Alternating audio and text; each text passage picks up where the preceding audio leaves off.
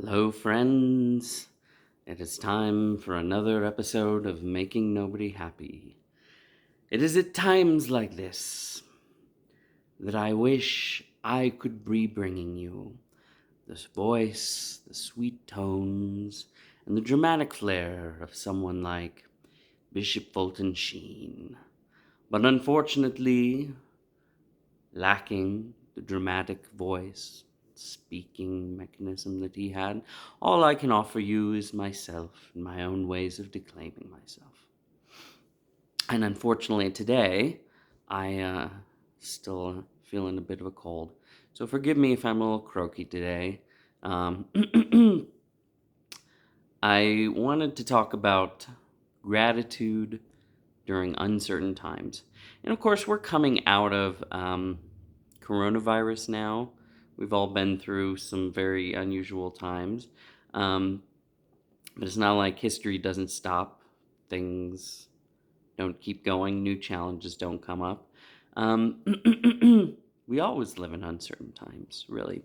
So I just wanted to talk to you about how funny it is to reflect on how shocking something like the coronavirus pandemic was for us.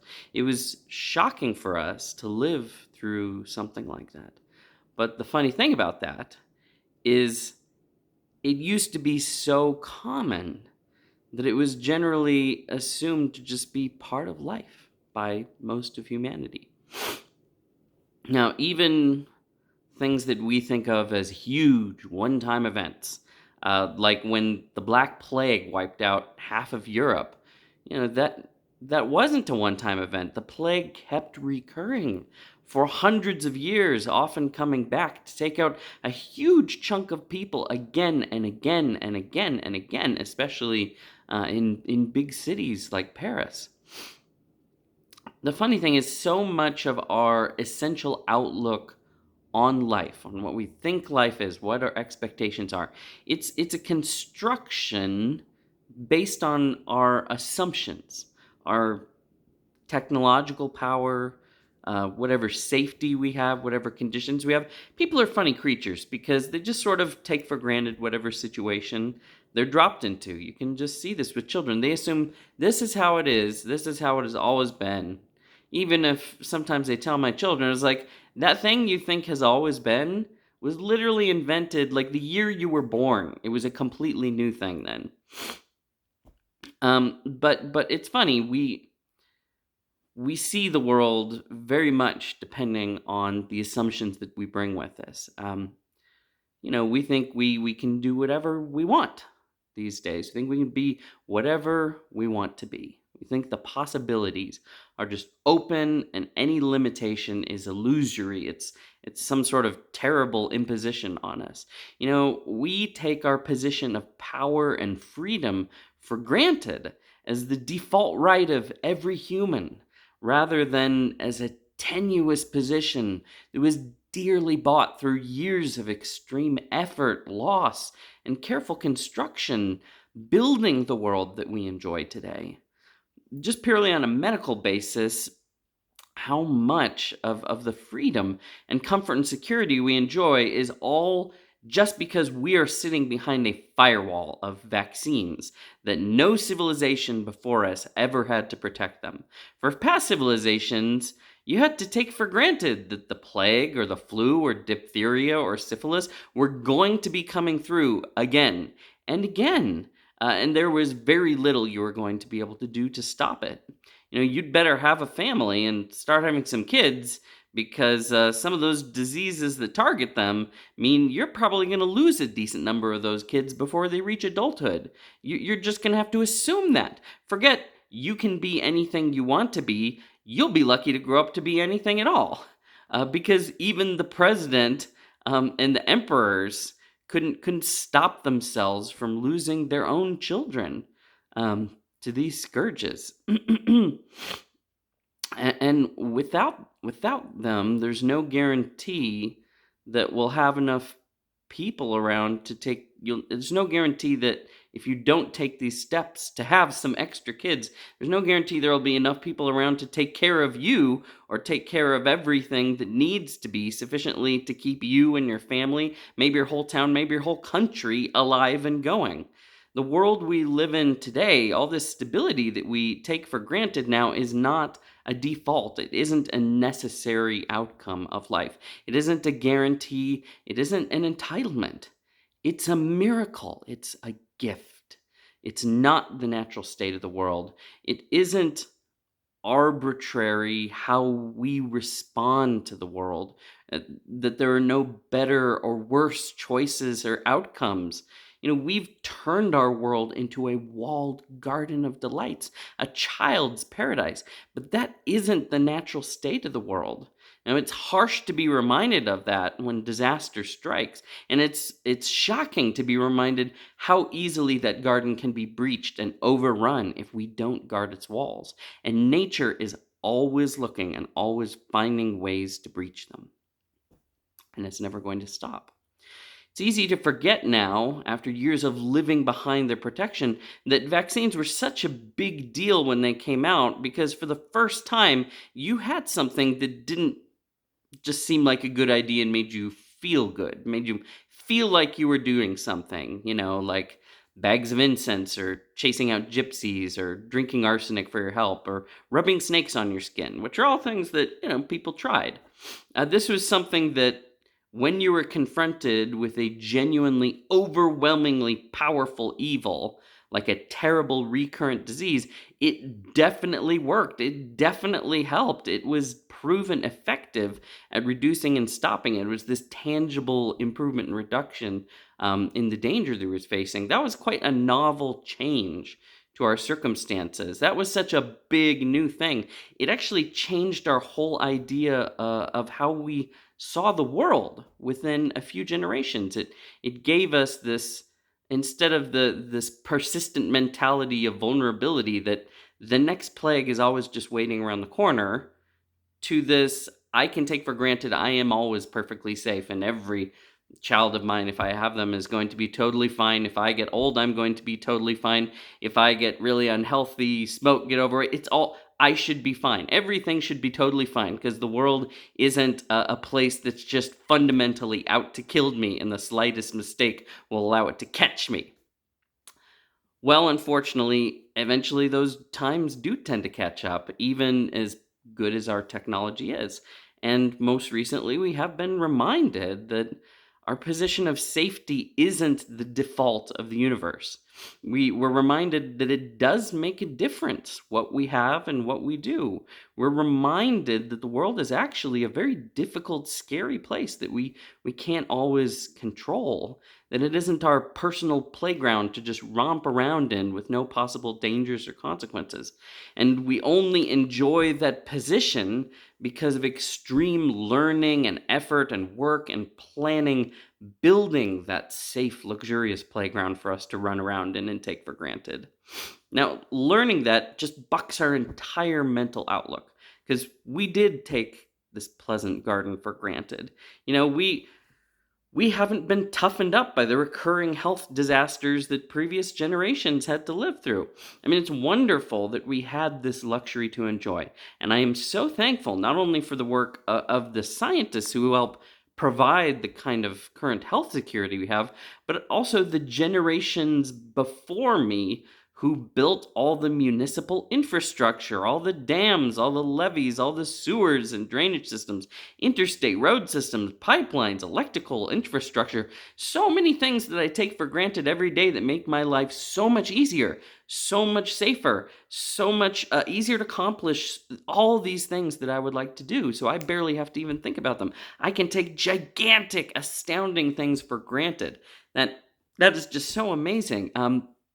We take those things so much for granted that we're very likely to complain very loudly and actually demand compensation and pillory you, whoever we think is in charge, if any of these things we take for granted ever malfunction or lapse or fail. We don't see them as miracles. We see them as obligations and duties that are just part of the structure of the world that is owed to us. Um, And I'm also thankful for all the strategists and soldiers and FBI agents and the police who work to secure our position of safety in our country and in the world by seeking out and confronting and cutting off dangers before they could ever reach me and affect me. So I mostly just never even had to know about them. I'm thankful for the food scientists and safety efforts who made it their job to make sure I can take for granted that the food that I buy won't poison me and will contain the things that it's supposed to contain. You're like, yeah, of course. No, not of course. That's a novelty. That's a new thing. That's remarkable. Um, I'm thankful for the diplomats, the lawmakers, the judges, the lawyers who saw potential dangers and abuses internally and externally, and they worked to find solutions and establish policies to prevent them from spreading. I'm thankful, especially for the generations before me and my own family who worked so hard so I could be here. A lot of them died very young. A lot of them didn't have educations or good health care, and a lot of them worked at very, very hard jobs every day.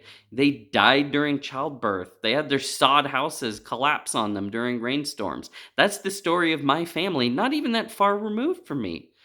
They raised me up from behind. So I'm only standing as high as I am because of every moment in their lives that they choose to lift instead of lie down.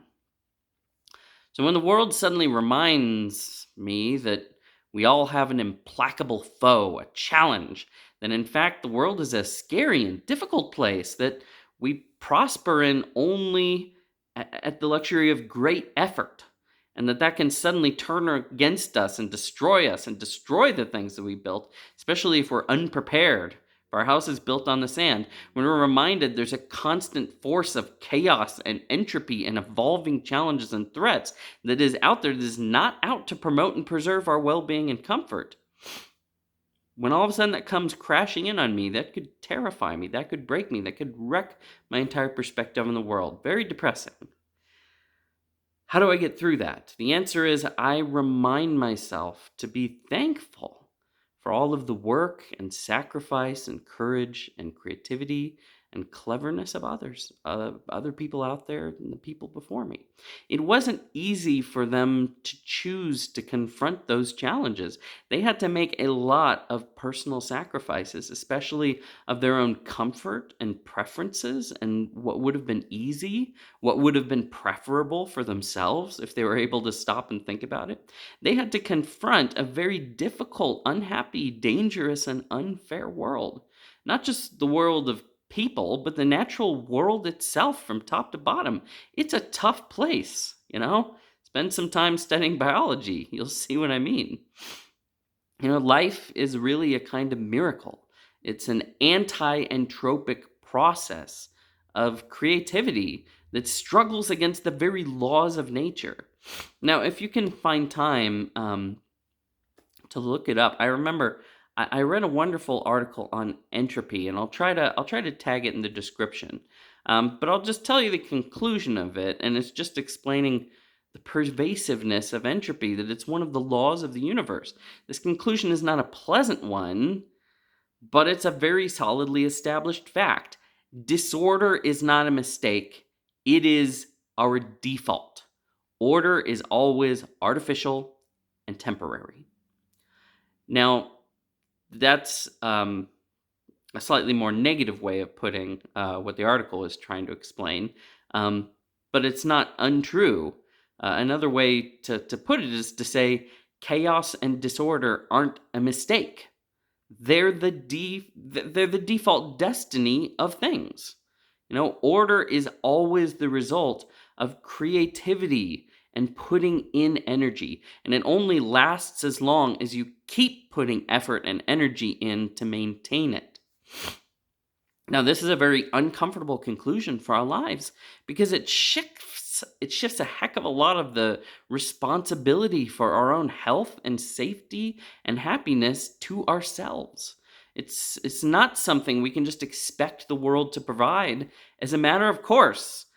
Quite the opposite. Even when you do the right thing, you might not get back what you wanted. The world might kick back harder. Entropy might kick back harder and steal away the expected fruits of your efforts. And that is pretty darn depressing. Sometimes the most carefully healthy of us still get cancer. Sometimes the smartest of us still miss the answers. Sometimes the most diligent of us still fail. And that's just how the world is. You would expect that, at least even if the world is hard, you would be consistently rewarded for doing the right thing and punished for doing the wrong thing. And largely that is true. You reap what you sow, but you also often reap what you didn't sow, both positively and negatively. The wicked prosper, the good suffer. You can rage against it, you can complain, you can point out that it's excessively unjust, and you would be right.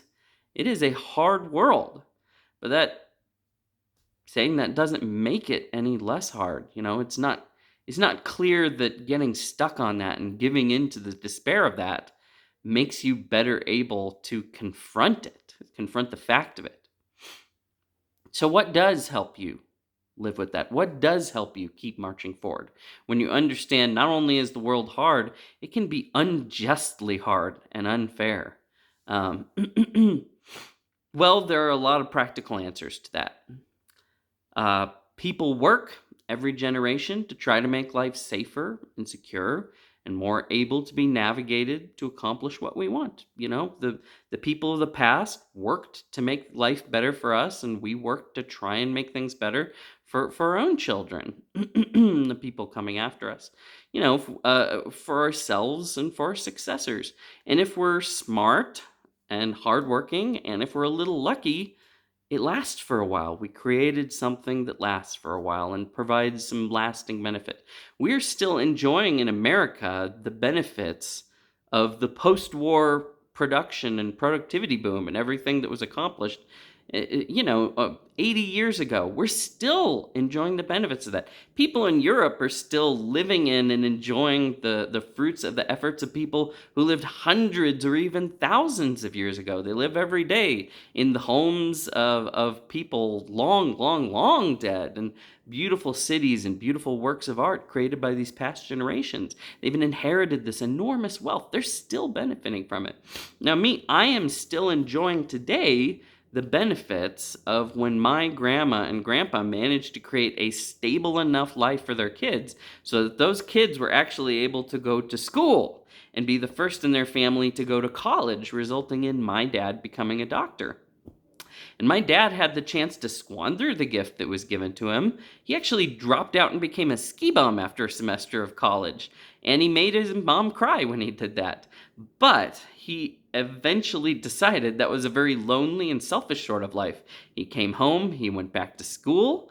Um, he failed to graduate from college. He took stock of what he needed to do. He changed majors. He went back to school. And he became a doctor. It wasn't just an even perfect little thing. He almost threw it away, and it was a miracle that he was able to receive it in the first place, because no one ever had. And all of a sudden, you've got his dad, who, never completed high school. He basically had an 8th grade education, and that's about the best my family had done. And then the very next generation, just because they didn't squander it, you've got my dad, who became a doctor, and my aunt, who got a PhD. And my other aunt and uncle both became happy, productive people with families. I mean, they didn't waste the gift that was given to them. So my dad took what his parents gave him, and he added more to it. He added more value to it. And then he handed it on to me. And I hope to hand some of those same gifts on to my kids in turn, if I can just keep myself together long enough. And believe me, it's not easy, because I am ungrateful, I am lazy, I am entitled and disappointed, I am greedy to an immense degree. I am terrifically spoiled. I'm the baby in my family. As the third born. So you got to know that I'm the spoiled little baby. I am used to having it all, and I'm not used to not having it. I was given a wonderful life after the difficult lives that my parents and grandparents had. I I wasn't I wasn't there to see the work that went into it. I wasn't there to see my grandpa living off boxes of Dale donuts given to him because he didn't have someone to make food for him or to care if he went to school.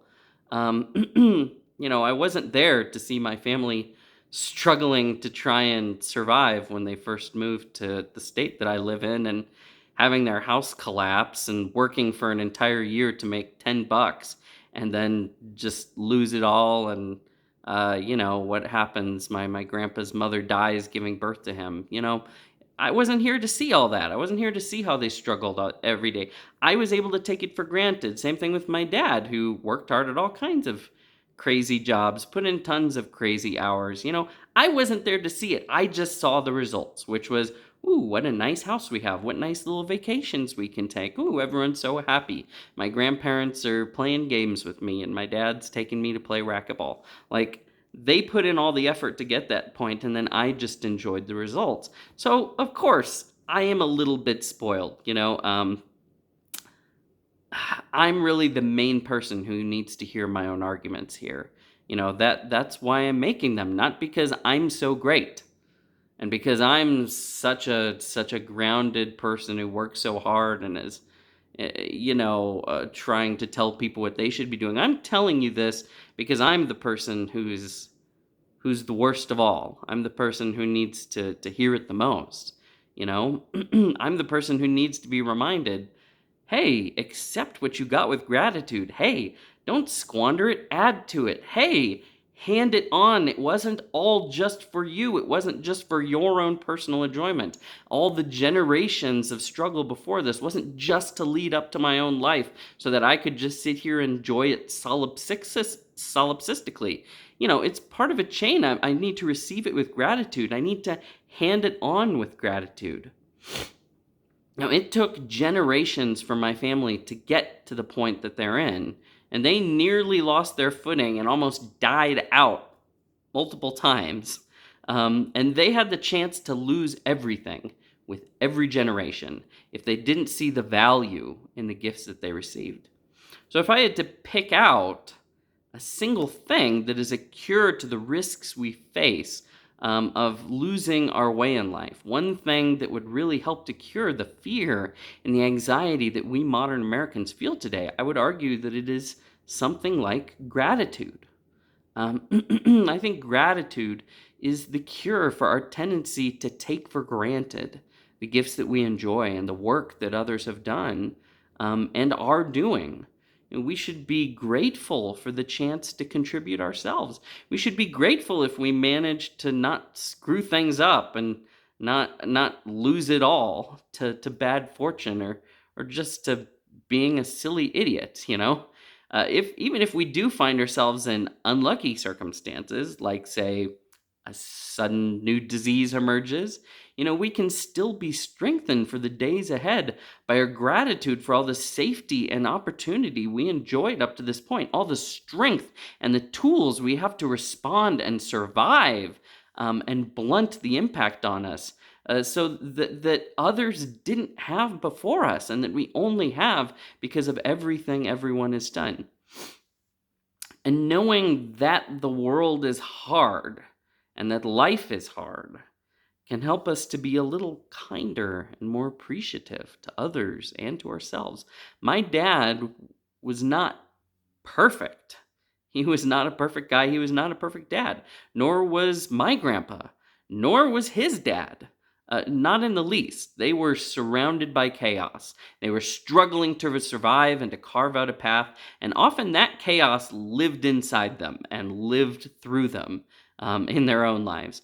But it's just a little easier to forgive their faults and mistakes and appreciate their virtues and the work and the gifts that they did bring when I remember that perfection, doing everything just right, having all the circumstances just right, that isn't the default.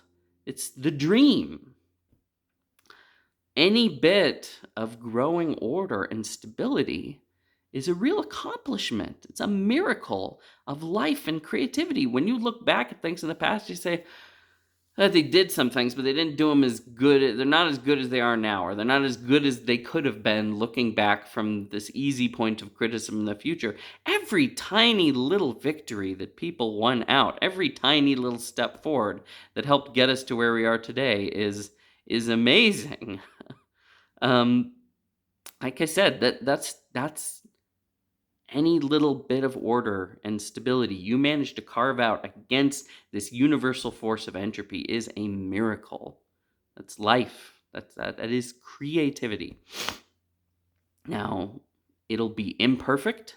It will be arising out of a tide of chaos and disaster. It will often go wrong. It will often be wasted. It will often be misguided, or it will almost never be perfect. And it's good to see where things went wrong and where people went wrong so you could do them better. But if we can just recognize that it's amazing that they went right at all, you'll have more mercy and perspective on those things and those people and those times and on your time and on yourself. And the fact that you're going to face times that aren't going to be perfect. You're going to face times when you aren't perfect. And that's going to give you the strength to keep moving forward. That's the real gift of gratitude, the ability to freely take the gifts of the past along with the challenges of the present and move forward as best as we can. It orients our spirit in a way that makes us stronger instead of weaker, more understanding instead of more fearful and critical, more able to act instead of paralyzed and helpless, more aware of our capabilities and responsibilities instead of our expectations and demands, more aware of our gifts and our limitations instead of our disappointments and regrets, more aware of our riches instead of our poverty. If the world fills you with fear, stress, worry, disappointment, anger, envy, resentment, and sadness, practice gratitude.